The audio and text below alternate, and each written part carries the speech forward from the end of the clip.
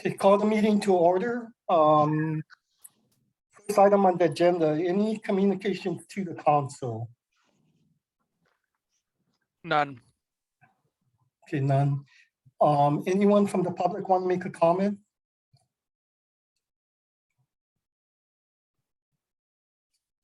How would they communicate, Dr. Kobe? Would they They would they have the raise their- opportunity to either raise their hand or they can actually just put something in the chat and we'll respond to them. okay, we don't have any, no one raised their hand, right? And there's No. nothing in the chat, right, as far as we can see. Okay. No comment from the public. I see no hands raised, no comments in the chat. Next item on the agenda is the minutes from the last meeting, Council of Revenues General Fund meeting in May.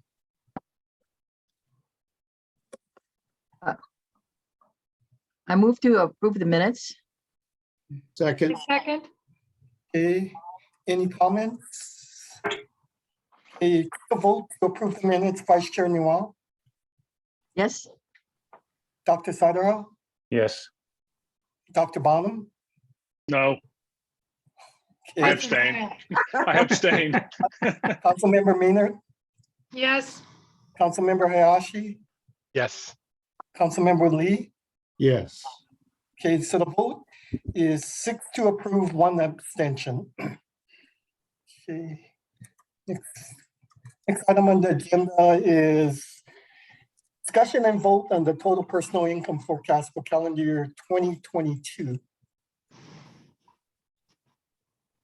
Anyone want to start?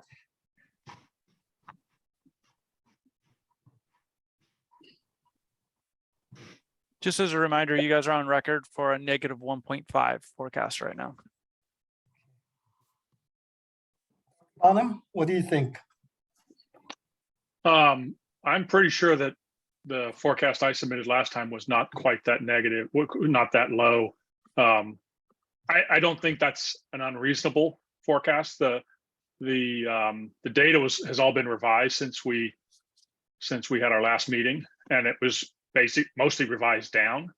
But it was revised down last year, right? So on a year-over-year basis, that doesn't necessarily hurt you too much on the growth rates. But so since I've been back, I've been working on updating our models, and I'm getting 0 right now for 2022 for nominal total personal income. now that, does that take into account that we're actually been losing population? Because this is, Well, yeah, of course, yeah, sure. I mean, we've been losing population since 2018 yes, statewide, and so yeah, in fact our population forecast got a little bit worse when I ran their latest update, simply because the unemployment rate has ticked up a little bit, and it's a little deceiving because the unemployment rate ticked up because the labor force went up. But our net migration forecasts depend on relative unemployment rates between here and the mainland, and it's easier to find a better job on the mainland than it is in Hawaii. Carl, what is the level of your forecast? What are we talking about in terms of Let's amount? see. Because the way things are moving around, I find it easier to think about TPI in the aggregate amount rather than in percentage change these days. Yeah, give me 1 second and I'll run the level printout.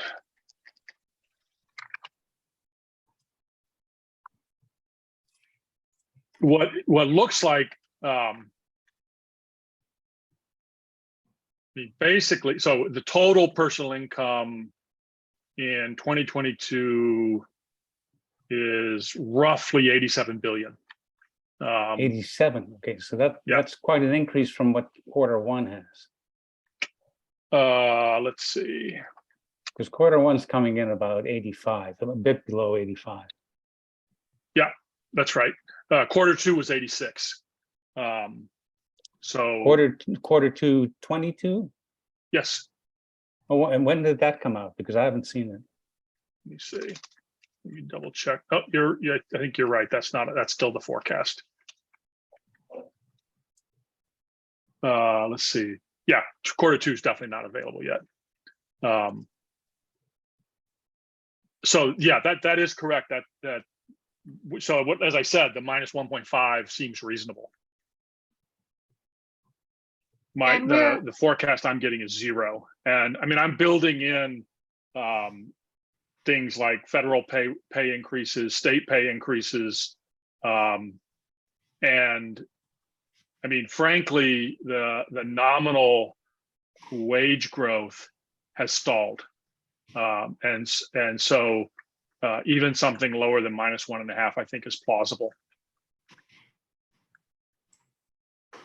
And we're looking at calendar year That's Yes. right. as opposed to fiscal year. So the thing that's, I mean, you know, in our models, because we have continued recovery in employment, in total employment, it's natural that total personal income would go up, right, across over the course of the year. Unless the labor market just stops improving, then you should expect some increase in TPI from first quarter on. So you're discounting the likelihood of a recession at least in 2022. Yeah, I mean there's a lot of wild cards for Hawaii that Sure. make us different, right? So I think the biggest one is whether we continue to see the kind of improvement in the international visitor arrivals that we've seen, and whether we actually see any market improvement in Japanese visitors, right? That's been really pretty weak.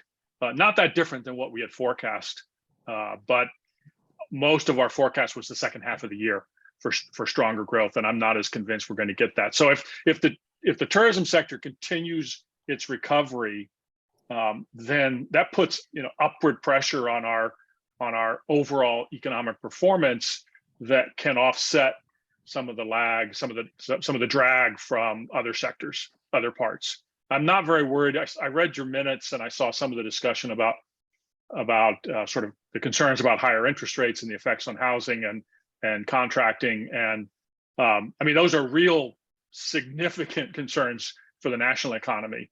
And eventually, when the national economy turns down even harder, probably late this year or sometime early next year, that will weigh on us. But I don't see those higher mortgage rates dramatically impacting construction activity in Hawaii.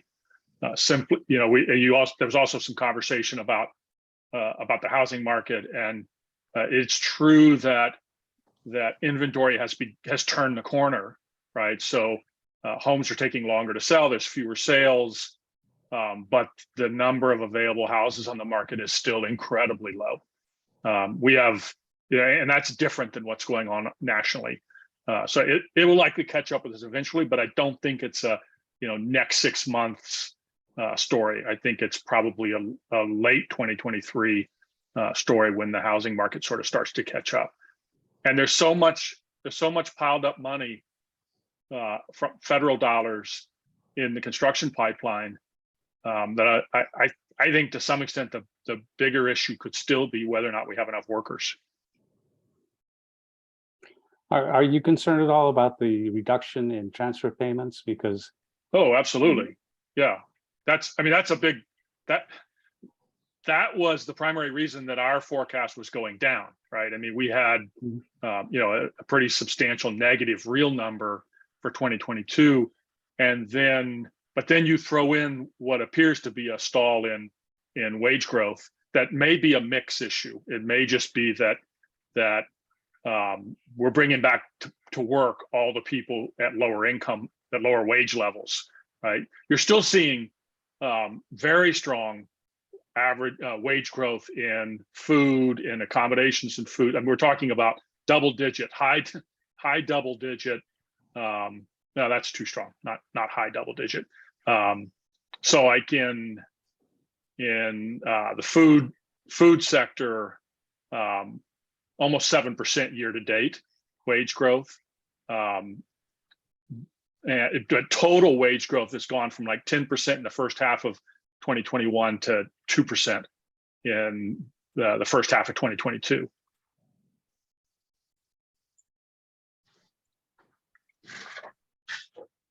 We're not projecting a real number, right? We're No, projecting nominal. current Yeah. dollars. Yeah. Yeah, and that transfer payment effect was it will continue to affect year-over-year growth rates, but on a levels basis, it's basically over, right? It all happened the end of 2021 and the first quarter of 2022.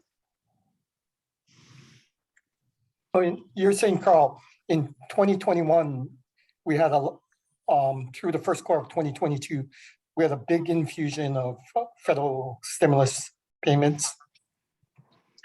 Well, so those transfer payments that were happening during 2021, right?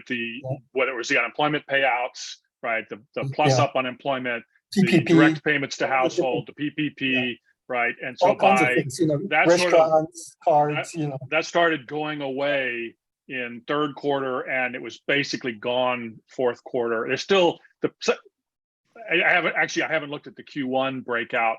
There's probably still some PPP trickling into the Q1 numbers. Even though the loans were made a year or a year and a half ago, I think what's happening is they're showing up in income when they're written down, right? So when the people process the paperwork, that's what I think is going on. But it's a really small amount. So essentially, right, so then the last thing to go, or probably close to the last thing to go, was the increased earned income tax credit, which I think expired in December. And so first quarter this year.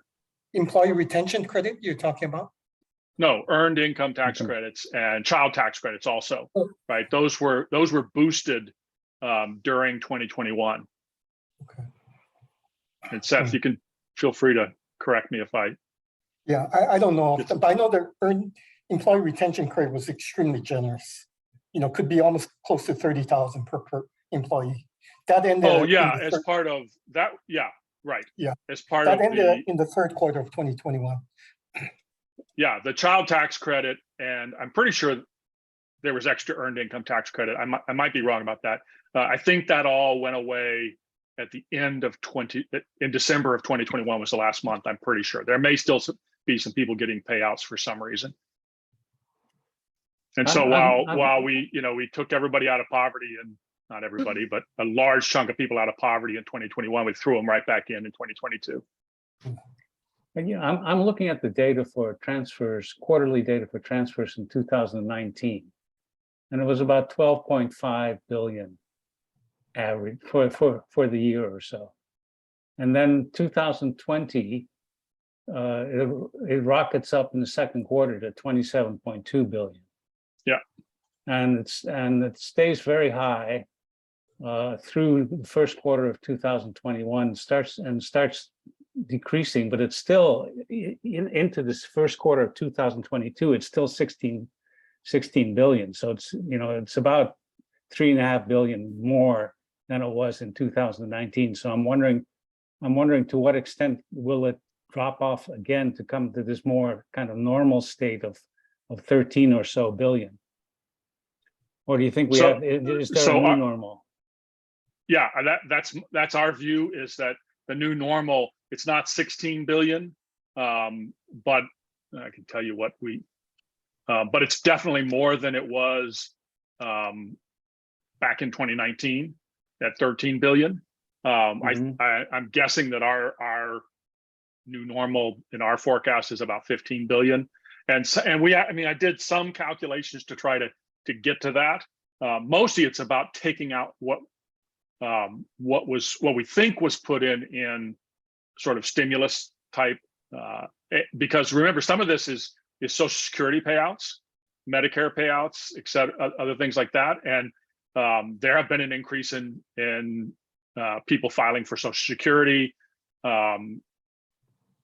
So I can't give you the exact math for whether that I'm right, but I certainly think we're at a higher new normal. Okay. And remember, in sometime this year, there's going to be a pretty sizable increase in the Social Security payouts, and likely again next year. Because of Right, inflation. Well, the inflation adjustment, but the inflation adjustment won't occur until next year.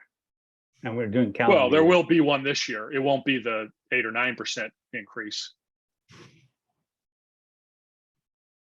I can't remember what it is. I did the math and built that into our because we do a projection of the Social Security impacts, and so whatever is expected based on what the CPI has done over the last year or so is in our numbers. Mhm. I mean, frankly, I think our -1.5 is pretty reasonable. We obviously could be too high if the labor market stalls. I mean, I have, let's see, what do we have for employment growth? You mean our non-farm payroll forecast is still over 4%. It's 4.3%, about the same as it was in our last report. Unemployment's a little bit higher. I think that we'll, the expectation that Japan will come back, I think maybe a bit misplaced, because the exchange rate has changed so much that it's, I don't know, 20-30% more expensive for them to come here. So I Yeah. don't think they're gonna come and be big spenders as they used to be in the olden days. So You have to put that in context. When I say they'll come back, we have never forecast that they will come back and spend like they did pre-pandemic. I'm just talking about a recovery, and the recovery isn't back to previous levels, not anywhere close. I mean, I could tell you what those numbers are, but it's actually, I know you have our last report. If you looked in there, we say something about the Japanese, you know, what extent they come back by the end of the year compared to 2019, and I'm guessing we're talking less than 50%. But and there's multiple things going on, right? There's pent up demand, and then there's the much higher cost. So I think the bigger problem is not the higher cost. It's just whether or not the government relaxes the travel restrictions, because the last I checked, they still have a cap of 20,000 daily inbound passengers, and that's a real problem. It's Yeah. very And, hard to get in. and their COVID numbers have gone up dramatically, right? They're at record levels for COVID right now. So I think, I mean, some people I've talked to have suggested that, well, gosh, maybe it's a good thing if their sort of pent up demand recovery doesn't happen in 2022, but instead happens in 2023, when we're really kind of suffering because the U.S. visitors are pulling back. The numbers for the rest of this year, the bookings all look pretty good still, right? I mean, we're basically, we're through with most of 2022. We essentially have to worry about whether we get a Thanksgiving and a early winter and a Christmas numbers that are still pretty solid. But most of those bookings are already there. So the hoteliers are more worried about 2023. One more question is, with respect to geopolitical events that are currently occurring and threats and all that, have you factored any kind of risk factor for something going wrong as far as potential attacks to the U.S.? We explicitly built in a Nancy Pelosi effect. And no, I'm kidding. You know, the way that we do this, it's more subjective, and it always ends up in our forecast for the rest of the world, right? So when we haven't done this yet, but when we update our next forecast, I'm reasonably certain that our European forecast will be recession. I won't be surprised if we're forecasting U.S. recession in early 2023. And by that, I mean actually job losses, not what we're going through right now, which is probably something like a growth recession. But in terms of putting in a dummy for a war with China, a war in Ukraine, no, we're not doing that. I think that the probabilities have gotten a lot higher for those kind of events occurring. If you follow what's going on, it seems, we have the threats from China, North Korea, Russia, Iran, and I think any one of those would really affect the economy. And I just, as the risk has gotten a lot higher over time, I'm thinking that if we keep going on as if business as usual, we might not have reflected what might actually occur. I mean, I guess I would not necessarily agree that the risks of additional geopolitical crises are higher now than they were a year ago or 2 years ago. The fact that there's jawboning. I mean, North Korea has. It's not clear to me that those risks have changed at all. And I mean, I would suggest that the risk that we're missing is the risk that inflation is much more ingrained than the Federal Reserve understands, and that the markets have it. I think probably have it completely wrong. That the Fed's not. Unfortunately, the Fed's not going to be reversing course in 6 months. That's my view, and I think that's a risk that the markets are missing. And anyway, you think that the Feds are keep raising the interest rate even more throughout this year, maybe throughout next year, because it's yes. I don't know where they'll end up. I just am coming more and more around to the view that it's going to take more than a 3.5% Fed funds rate to wring the inflation out of the economy. I think we'll see the headline numbers come down pretty sharply in the next several printouts, but you have a long string of rent increases that still have to work their way through into, and that's core, right? This is what the Fed really cares about is, and that feeds into expectations and feeds into wage demands. So I think we're going to have to see a U.S. unemployment rate a fair amount higher than the Fed thinks in order to bring inflation down to say 3%.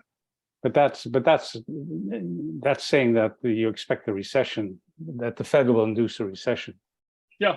And so, okay, 2023. We haven't written about that yet. We haven't built that specifically into our forecast. But what I'm saying is, I think that's where our next forecast will probably come down. Is that in 2023, maybe even late 2024, we'll get into job losses instead of continuing to add 250,000 jobs a month. We'll actually start to see job losses, and the unemployment rate will tick up, and consumption will fall, right? And consumption is stalled, but it hasn't really fallen. Industrial production isn't falling.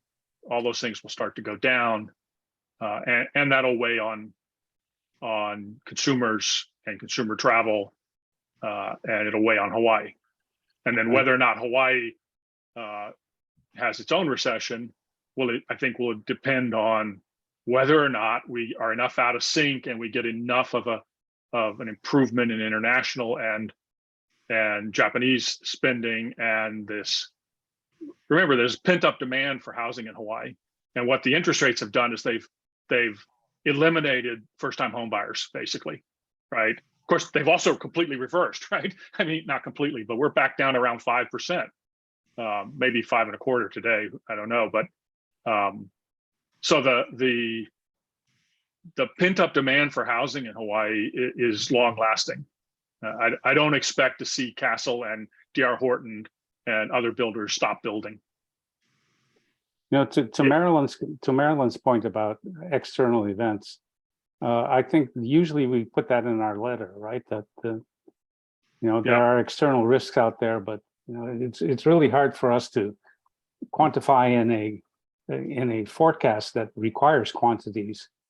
What the probabilities are of these various events that Marilyn has raised, even though we know they're hanging out there. I think it's a higher probability than last year. That may Really? well be the case. Well, it's not, what was the because last probability you were giving last year? So there's two different probabilities last year. There's what you thought and we thought, and then there's what was real. And obviously the probability of a war was really high at this point last year, before the Russian invasion. So we missed it. Well, I think that for Hawaii, we're talking about maybe a Chinese invasion. Of Hawaii?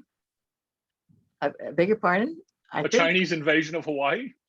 I think that's probably one of the risks that we have to consider. Oh, That's ridiculous. I'm sorry, but that's I give that a probability of 0. Oh, okay. I beg to differ. There are different ways for people to attack. We're talking about cutting up cables, internet, EMP. So there's a lot of different ways that people can attack without really coming here with a nuclear bomb. There's a lot of ways that they can attack Hawaii that would affect our economy here. And they already tried, twice already with regard to our internet cables and whatever. So there is cyber attacks also. So I think that it is right there. There's a high probability that there. What is a high probability? What does that mean? 1%? 5%? Is it a 5% probability of a attack that will cause a recession in Hawaii? You mean if, for example, we lost our internet, I think that we would have a big problem, but it's not like we haven't already been attacked. And what was the outcome of that attack? They stopped the excuse me. The perps. Excuse me. They stopped. Yeah, but they have been attacks already. But I think there's. And did the unemployment rate go up? I beg your pardon? Did the unemployment rate go up? No, they didn't succeed. But I'm telling you that there are risks, and we are still at risk of being attacked in different ways that would affect our economy. So frankly, I would argue that we're at much greater risk of a hurricane hitting one of our islands and causing serious disruption to our economy.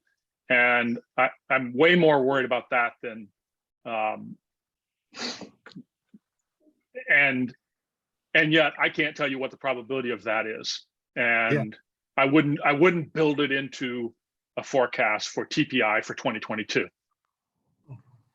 Okay, well, there's obviously disagreement on some of the things that could happen, but where are we in terms of the forecast, Carl? You said you're comfortable with either 0 or negative 1.5. Well, I don't see a real reason to change our current forecast. Okay, one more question. There has been, with the aging of people in Hawaii, we have an older population. People are retiring after the pandemic. They didn't want to go back to work. And the income from a person who's actually working, spending, and all the consumption is going to be a lot higher compared to a retiree. And I was wondering whether you factored that into your equation over time, the demographic effect of people saying, I'm giving up working, life is too short, and I'm just going to retire and take whatever retirement pay there is. Have you So the short answer is that for a forecast that's only 2 years long, there's nothing really that you need to do. The distribution of income and the demographic distribution in 2021 isn't going to change, barring another pandemic, isn't going to change dramatically in 2022 and 2023. Over the next over the next 10 years and 5 years, you're right. And some of the reason that income is different today than it was in 2019 is because of what you're talking about. But I would argue that, for a forecast for 2022 and 2023, there's nothing that you need to do to address that. Oh, if I understand what you said, you're saying that you're okay with just leaving the forecast as is, negative 1.5. I am. Okay. I And am then- too. I am also, I will actually make that motion. I will second that. Okay. Okay. Any further discussion? Councilmember Lee, Councilmember Hayashi. No, Okay. I want to keep it the way it is. Okay. But Okay. if I could just throw in a comment relating a bit to what Marilyn was saying. What I've seen just in my industry is that where we have been losing population are more the lower income people who cannot afford to buy a house, cannot afford the high cost of living in Hawaii.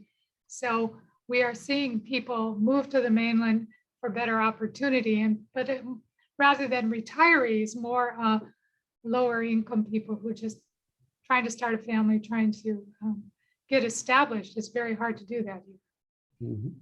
I think, Marilyn, you've seen it also in your industry, in the retirees. That's my understanding. Yeah, I do. I mean, I think you look around here, I mean, Maui has been doing very well as far as the tourism. I mean, go to the airport, you go to the restaurants, they're coming and restaurants are filled, retail stores are filled here, and there's a lot of activity. So I think, when you look at Maui compared to Honolulu, for example, we are a lot busier than I think the other islands. From what I've observed. Yeah, you don't have any Japanese visitors. Yeah, mean, we that- don't. We Yeah, don't have you guys are booming compared to Honolulu. Yeah. I mean, Yeah. Yeah, Okay. and I know about the exchange rate for the yen because I've been trying to get into Japan for the last 3 years. Mhm. But it's impossible now because of the COVID and the travel restrictions. And you have to travel there with a tour company. And Mhm. nobody wants to travel with a tour company. Okay, any other discussion before we take a vote? Okay, Vice Chair Niwao, Yes, Dr. Siderall, Yes. Dr. Bonham, yes, Councilmember Maynard, Yes, Councilmember Hayashi, Yes. Councilmember Lee. Yes, Okay, so the vote is unanimous to keep calendar year 2022 personal income at negative 1.5. Okay, next is the discussion of calendar year 2023. Oh, you want to start us off? what is our current forecast? I don't think we have one, right? Oh, you might be right. No, we must have. Yeah, I think we have one. wasn't Do it? we? Is it 304? Like table four in our book says not available. Because our last forecast Oh, was that's right. Our last meeting 2021. was October or 2021, right? Yeah. So we were still forecasting 2021 and 2022. 22, Yes, right. yes, Yeah. Right.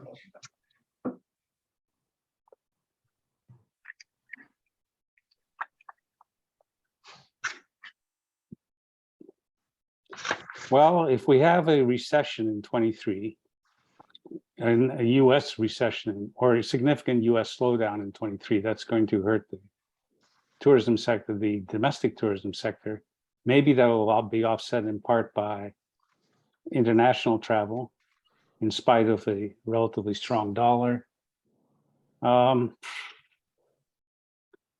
Also, we will have return of, well, what did I say? Return of international travelers, that'll help. Oh yeah, and then inflation is going to add something to it. So I'm thinking 3 to 4, just gut feeling. I have in the most recent run of our model, I get 1% real. And I mean, Toss in 3 for inflation and minimum 3. yeah, our inflation forecast is 4% for next year.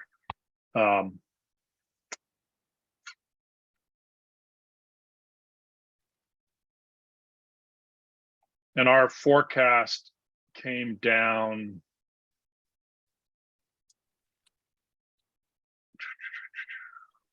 Let's see. Actually, really didn't change much because our inflation forecast came down some. But I haven't built in a U.S. recession into our forecast yet. So, and I'm getting nominal. What am I getting? Nominal 5%. I think something between 3.5 and 4. I don't think 4% would be unreasonable. So if our inflation forecast is right, that's 0 real, which would be good. So you have to remember that even in a recession, it's not that common to have a whole year of negative economic activity, right? So a whole entire year of declining GDP or an entire year of declining income.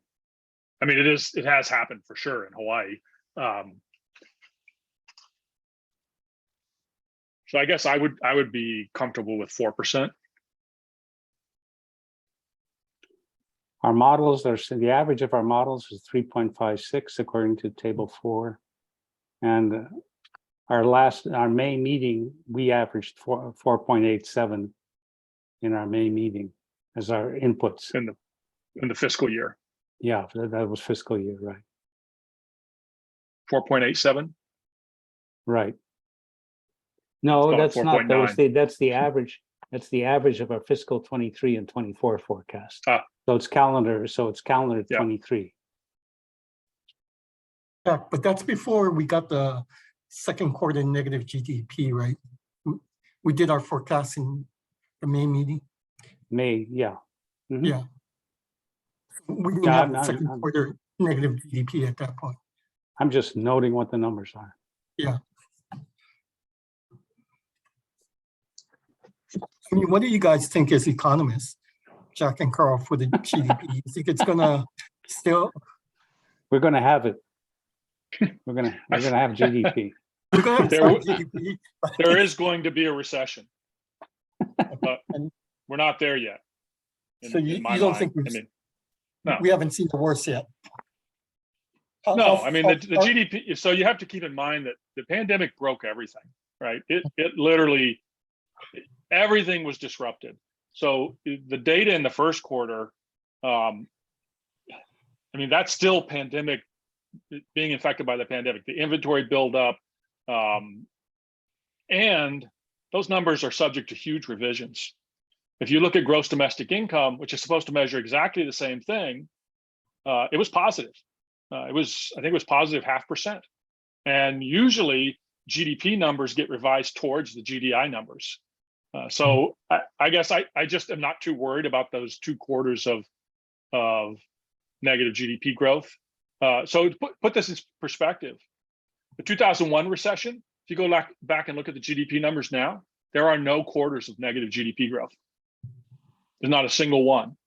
And it's still a recession.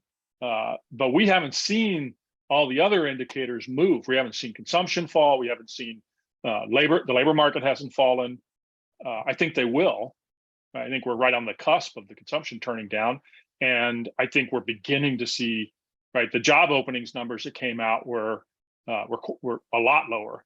And so and the job market can turn quickly. So, maybe it'll be before the end of this year where you'll see consumption and jobs go down and unemployment rates start to go up.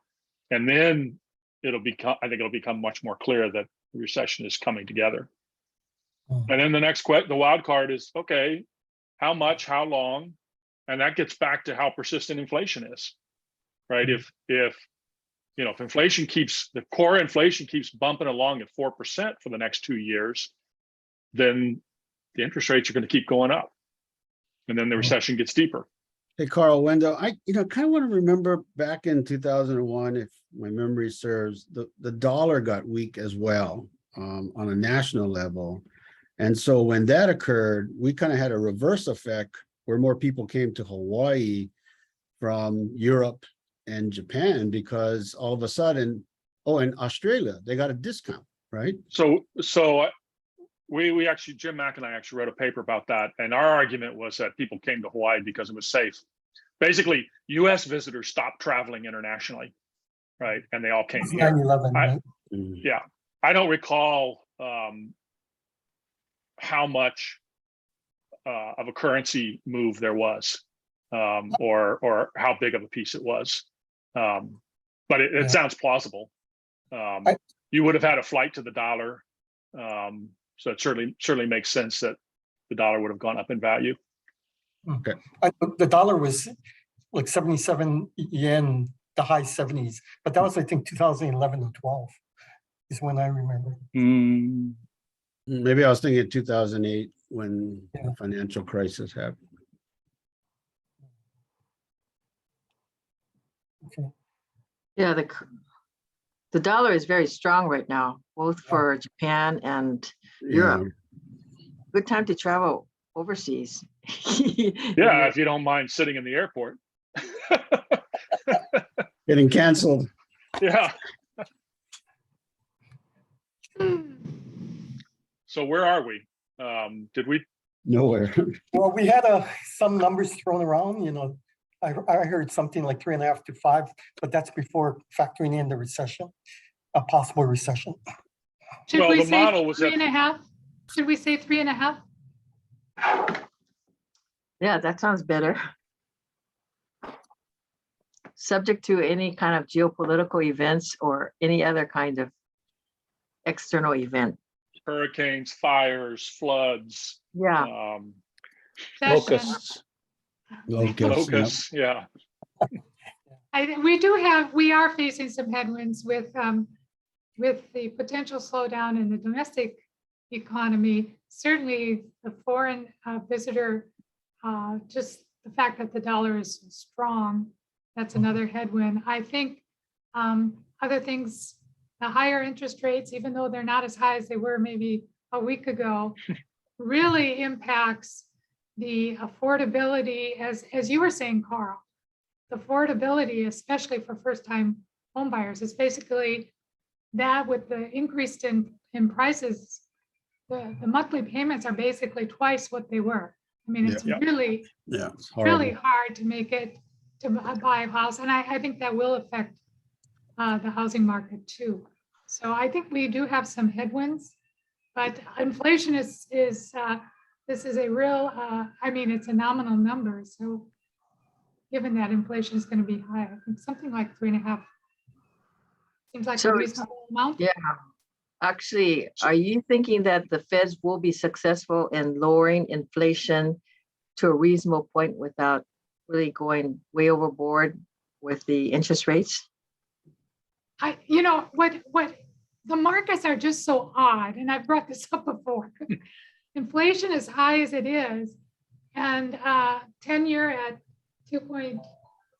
I mean, that's just Looney Tunes. And as far as if you go back in history, if you look at the markets are saying that the Fed is going to turn around, and as Carl pointed out, in as little as 6 months, they'll have to turn around because the economy is going to slow down that much. That's a little bit hard to believe. the market is betting that this jump in inflation is still transitory. I mean, they're essentially saying that We're not going to have core inflation that's persistent above 3% for the next 2 or 3 years. And, they could be right. When the headline number starts to come down, and it will, I mean, gas prices have fallen pretty dramatically nationally. We haven't seen it yet here in Hawaii. But we didn't go up as much either. We went up like 10% less than the national numbers. And so when those headline numbers start coming down, particularly as gasoline prices come down, but also as you have the year over year, you stop having double-digit food price increases. The question is does that headline number coming down, does that cause people to feel better and sort of stop putting pressure on wages and sort of slow that wage price persistence that you expect? And household expectations for the next 5 years are like 3%. That's not that unreasonable, and the bond markets are even lower than that. And so that's what's going on, is they think that as the economy slows, it's going to rapidly bring inflation down. And maybe they're right. I'm skeptical. Jack, guess- what do you think? Oh, Yeah. go ahead. What do I think about the inflation and interest rates and that kind of stuff? In terms Or of for- what's your estimate for TPI for 2023? Well, I like I said, I was given 3 to 4% range, and I'm comfortable with 4. Carl, Yeah, want You have four? to remember that the inflation, I mean, pay raises are coming in higher, right? Yes. So if you look at the average state worker in 2022, they probably got 3.5%. In 2023, they're going to get 5%, right? The way they set these contracts up, and a lot of the 2022 contracts were already in place before the inflation really kind of went haywire. Right. And our view is that inflation in Hawaii is going to stay elevated. We haven't seen in the CPI numbers the high rents, Right. and the rent data that we gather, whether you look at Zillow or we scrape rents out of Craigslist, and those were seeing double-digit growth rates all the way into the beginning of this year. But the CPI measure is low single digits. And the last data point, I think, was a 0.5% growth year over year for the rent component. So to me, that suggests we still have more inflation to come, and that inflation will pass through into nominal wages and income, right? People aren't going to go through, their real income won't keep up, but it'll keep up partially. So I would argue for 4%. Now I'll be quiet. I don't think there's a lot of difference between 3.5 and 4. Yeah. Okay, 4.1. You give him an inch. You give him an inch. Well, we Alan, don't know what what do you think? inch you were giving. Alan, Whether what do you that think? meant we should take 3.5 or that you should take 4. Yeah. So I move 4. I'll Second. second it. I'll Any third. further discussion, Marilyn? Do you want to make any comments before we vote? Oh, as long as we have all the caveats saying that, things We need happen. We need to add to the list, right? We need to make sure our letter is really long. Yeah. I'll get off for it. That happens. Okay. So We'll put the Carl, Maryland Kurt- paragraph in the letter. Should Okay. include the midterm elections as a risk. So Carl, I'm just curious with regard to your forecasts and everything else. The one thing we're seeing from a construction industry is that the raw material prices are going up. We've already heard the concrete, the Portland cement is going up as much as 65 to 85% next year. So that we think that coupled with rising interest rates may stall some of the developers from building, or at least delay projects. So I'm just curious, did your forecast factor in a lot of those raw material impacts? So that the price increase on cement is new to me. Okay. So my guess is that that's because of change in a contract, right? So it's just about the timing, because mostly what you're hearing in terms of construction costs from the national data is that they're coming down, right? And so whether it's lumber, I mean, lumber prices have come down a lot. They're not as cheap as they were pre-pandemic, and things like copper and steel. Those are all sort of improving because the supply bottlenecks have gotten better. The thing I was worried about on the cost side was labor, so like I said, the cement is news to me, and I'm glad you mentioned it. I'll dig into it more. Because that's obviously, yeah. I mean, that's the game that I mean, builders are playing, is particularly for housing. The home prices, right? What you sell the home for is not going to go up because of the rising mortgage rates and the stalling income, and then you're getting squeezed from the bottom. Yeah, absolutely, you could see a slowdown in building. Yeah. So there's the concrete you're saying is going to be going up? Well, we were put under the industry has been told that that they're forecasting increases in concrete prices coming later this year and and into next year. What kind of They're warning percentages? So I believe the percentages that I saw was they're literally saying it could be anywhere from 45 to 85%. Wow. Be interesting to know what the reason is, right? What raw ingredient, or obviously cost of electricity is one, cost of power, and honestly, that's one that, you know, if you want to add to the list of worries, I won't be surprised if we see an increase in electricity rates later this fall when the AES coal-fired plant shuts down. Mhm. I have my doubts that we actually have enough storage, and right, if we move from coal to oil, that's an automatic price increase. So Do we make any cement in the islands at all? yeah, I believe we do. Yeah. I HC&D, can't remember the name of the yeah, right. Yeah, Honolulu you get, concrete and drainage. you get the sand from Maui and you take it to Honolulu and you make it into concrete. Well, I mean, there's concrete and there's cement, right?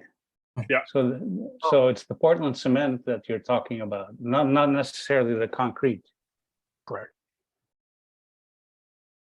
Yeah, there is a company here that makes concrete and cement, is my understanding. Right, you can go into Home Depot and buy local Mhm. cement. Small, but you know, with that bill that they passed, the infrastructure, you know, they're trying to improve bridges and do things on roads and everything. Is that affecting the costs maybe? And there's going to be a lot more demand for. Yeah, well, that's going to be spread out over a long time, I think. But you're already seeing these stories like last night on one of the TV news channels about McKinley High School Stadium. That, you know, it's coming in too expensive. They were planning on starting to build that, and you know, the cost is just the bid costs are just too high, and they can't start it because of that.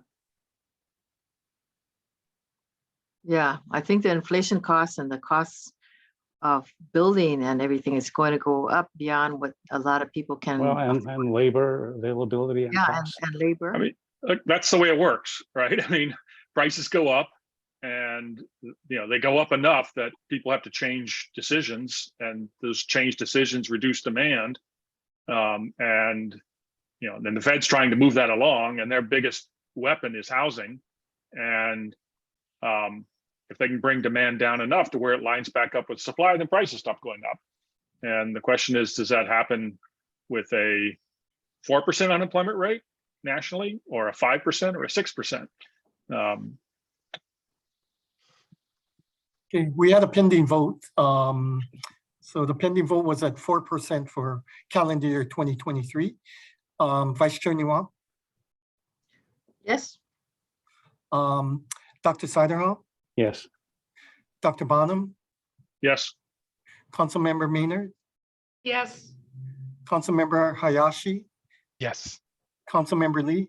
Yes. So the vote carries unanimously at 4% for calendar year 2023. Next item is the scheduling of the fund forecasts. Kobe, when is our report date again? In September? Is it September September 10th? 10th. Okay. September 10th. Okay. That's a Saturday. I So suggest it'll you be- guys have the meeting on September 6th at 2 p.m. September Day 6th is after Labor Day.